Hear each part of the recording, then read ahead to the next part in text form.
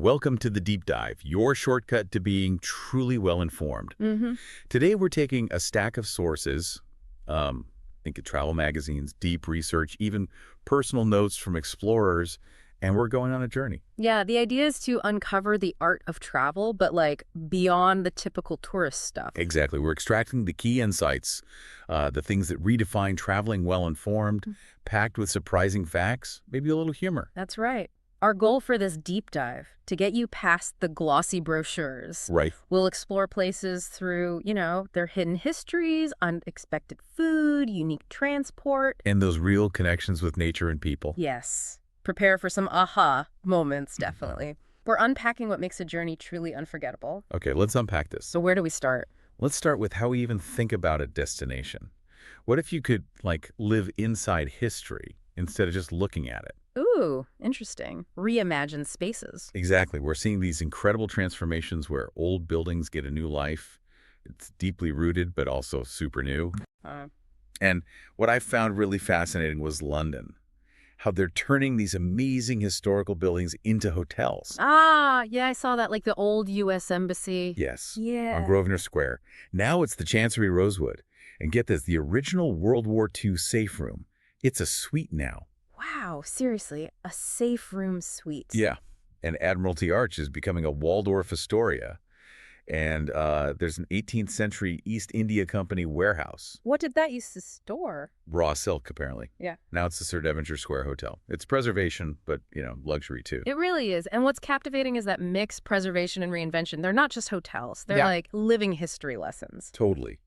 And speaking of unique visions, what about Port Memurian in Wales? Oh, yeah, the fairy tale folly. Looks like Italy, right? A slice of the Italian Riviera, they call it. But the story behind it is even better. It was an experiment, basically. An experiment? Yeah, Sir Clough Williams Ellis built it over 50 years to prove buildings could enhance nature, not ruin it. 50 years. Okay. You get this mix of styles: Baroque, Gothic, arts and crafts. It's wild. Mm-hmm. But the real magic, apparently, is staying overnight. After the day, crowds leave. Oh, I bet. You get the place to yourself. Pretty much. Amble the grounds during golden hour, as one source put it. Nice. And wasn't that the place from... Yes. The Prisoner. The cult 60s sci-fi show. That's it. Plus, there are these subtropical woodlands nearby. Why Gwilt? Wow. Okay, so layers of history. That makes me think of Churnia on Crete. Ah, Churnia. Yeah, that's another level. It's ancient, built right on top of a Minoan settlement from, 3650 BCE. Millennia ago. Incredible. And the old town. It's just dotted with reminders of everyone who conquered it. Roman, Byzantine, Venetian. You see the Venetian harbor, the Furka's fortress. And then the Ottoman Mosque of Kutsukasan. It's like a timeline in stone. Centuries of different rulers. But here's the twist. It feels modern, too. It's buzzing with students, travelers, old and new, just living together. That's a great point. And, connecting this to the bigger picture, food is often the most direct route into that history and geography. The ultimate edible deep dive. Right. Exactly. Take Pakistan. People often think, oh, meat heavy and spicy. Yeah, that's the stereotype. But the sources say it's really a mosaic of flavors. Okay. Makes sense given the geography, Arabian Sea up to the Himalayas. Huge diversity. And all the different ethnic groups, plus influences from Afghanistan, China, India, Iran. So what are some examples? Well, there's chicken karahi, practically the national dish. Beef Nihari, which actually came from Delhi, but everyone eats it now. Okay. And Pulao. But even that varies hugely. Sindh has colorful prawn pulao. The Northwest has sweet ones like Kabuli pulao. Sweet pulao. Interesting. Yeah, or chana mewa pulao. And up in Gilgit-Baltistan, they have mamtu dumplings. Wow. It really shows how food unites people, a connective thread. So if you want to taste the story of a place, Yeah. what does that look like somewhere else? Let's jump to Burgundy, France. Ugh, Burgundy. Classic. History on a plate, absolutely. Your famous Dijon mustard, the recipe's from the 18th century, right? Yeah, and they added vergès, that's unripe grape juice. Huh. And get this, they plant mustard seeds with the grapevines to help the soil. No way. That integrated. Totally. Then there's Conde Cassis, the black currant liqueur. For Cure Royals. Exactly. But it started as medicine back in the 16th century. Medicine, okay. It only became a popular drink after phylloxera, that vineyard pest, wiped out a lot of grapes. Wow, necessity is a mother of invention, I guess. And you can't talk Burgundy without poulet de Bresse, that chicken. Oh, a famous one. Chefs love it. They do. It's prized for its succulent texture and rich flavor. Apparently, it's down to their diet. They forage freely. Foraging chicken. And they have this tricolor enamel badge to prove they're authentic. It's all about that geography and tradition creating something unique. That link between local stuff and identity is so strong. Makes you wonder, can that spirit, like, infuse a whole city? You mentioned carnivals. Right? Is there somewhere the carnival spirit is just always there, not just for the festival? Well, Barranquilla, Colombia seems to fit the bill. Ah, Shakira's hometown. That's the one. They say the carnival spirit is alive and kicking all year round, not just the 4 official days. Okay. How do you see that? Well, they have this mascot, the Marimonda, Mm. is a sort of monkey clown figure. Tells you something about their vibe, right? Playful, a bit cheeky. A monkey clown. Got it. Chuckle slightly. And the food. Dishes like mote de queso, that's a soup with yam, cheese, sour cream. Sounds hearty. And arroz apastelado, the cerdo rice, pork, veggies, all baked together. It's this amazing mix of indigenous, Caribbean, Spanish, African, Arab influences. Wow, a real melting pot. Totally. Plus street food like patacones de guino. And yeah, Shakira timed a tour to coincide with Carnival once. Shows how deep that connection runs: culture, food, identity. Fascinating. Okay, so from the table, let's shift gears. Let's talk about the journey itself, making the way you travel part of the experience. The slow travel idea. Exactly. That deliberate choice to slow down, feel more, as one source said. Embrace the journey, not just the destination. And trains are making a huge comeback, aren't they? Definitely. A global revival. Our sources mention revamped routes like Kuala Lumpur to Bangkok. And Thailand has a new sleeper train, the Blue Jasmine, from Bangkok to Chiang Mai. Sounds lovely. But here's the really wild one. An around-the-world tour starting in London in 2026. Around the world by train. 7 continents, 100 days, 0 plans. Whoa. That's commitment. Isn't it? And closer to home, Amtrak's Gulf Coast Line is coming back online between New Orleans and Mobile after Hurricane Katrina wiped it out. That's great news for that region. People are definitely prioritizing the journey again. And Italy, of course, does it with style. Iconic transport modes that are all about savoring the ride. Like Tuscany by Vespa. Very Roman holiday. Totally. You can do guided trips through the Chianti vineyards. Or in Turin, ride a vintage tram line number 7, cars from the 1910s to the 50s. Cool. Past Baroque buildings. Exactly. And Lake Como, the Vaporina boat, that's been the way to sightsee since the late 1800s. Classic. And for peak luxury, the new Orient Express La Dolce Vita service. It's basically a high-end boutique hotel on tracks. Wow. Where does it go? All over, including down to Matera. It really is travel as the experience. But sometimes transport is about more than style, right? Yeah. It's about connection, purpose. Good point. How so? Well, consider Tira Fraser in Canada. She's the first Indigenous woman to start and run her own airline, Isku Air. Okay, Isku Air, tell me more. She's Metis. And her passion came from this aerial tour in Africa where the pilot really connected her to the land and people. Ah, so it's personal. Deeply. Her airline's mission to That's right. connect travelers with Indigenous communities and, importantly, help Indigenous businesses thrive. It's about economic reconciliation. That's powerful, using tribal for that. Yeah. Isku means woman in Cree. And she has this initiative, Give Them Wings, to inspire Indigenous youth. It shows travel can be a force for good. Absolutely. Okay, let's turn now towards nature.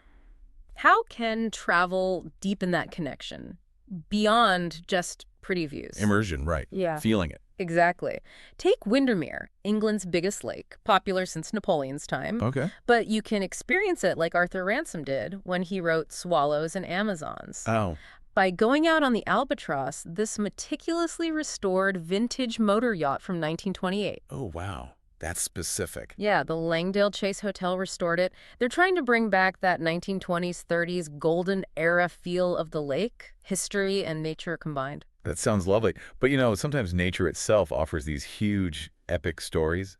Real drama. Like what? I'm thinking that story Adam Weymouth told about Slavic. The wolf trek. Right. Yeah, collared in Slovenia as an 18-month-old. Yeah. Then he walks solo 1,000 miles across the Alps into Italy. An incredible journey. Finds a female wolf. Yeah. And together they established the first pack in those mountains for over 100 years. Just amazing. Nature reclaiming space. Totally. Yeah. It shows how Europe's adapting to wolves returning, partly because of reforestation. And for Weymouth, it really highlighted Slovenia's thrilling mixed food, culture, history, geology. A proper wild deep dive. That wolf's journey is incredible, but it does raise that crucial question for travelers. How do we encounter wildlife responsibly, balancing seeing them with conserving them? Yeah, the conservation angle is key. Namibia offers a really interesting model, especially at Palmwag Concession. They work with Save the Rhino Trust Namibia. Okay, Palmwag. What's their approach? It's very low intervention. The rhinos aren't habituated. They don't get used to people or vehicles. So a more natural encounter. Exactly. You track them on foot, see them behaving naturally. We learn they survive on this drought-resistant plant, the Damara milk bush. Wow. Shows their resilience. It does. Yes, And how vital rainfall is. It's a very different feel from places like Onguma, where the animals might be more used to jeeps. Really makes you think about your impact. Definitely.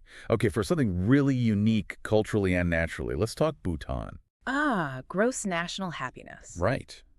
And part of that is deep respect for nature. You can't climb peaks over 6,000 meters there. Why not? They're believed to be home to spirits and deities. Okay, wow. Deep reverence. You see it vividly at the Royal Highland Festival in Laya. Super remote, high-altitude village. What's it like? A stirring mix of musical pageantry and old-world pride. You see the layout people who are semi-nomadic. There's a yak dance. A yak dance? How does that work? 2 performers inside this big yak frame. And even a yak milking contest. Okay, that's specific. It all ties back to that gross national happiness idea, where cultural resilience is vital. Laya is also historically important.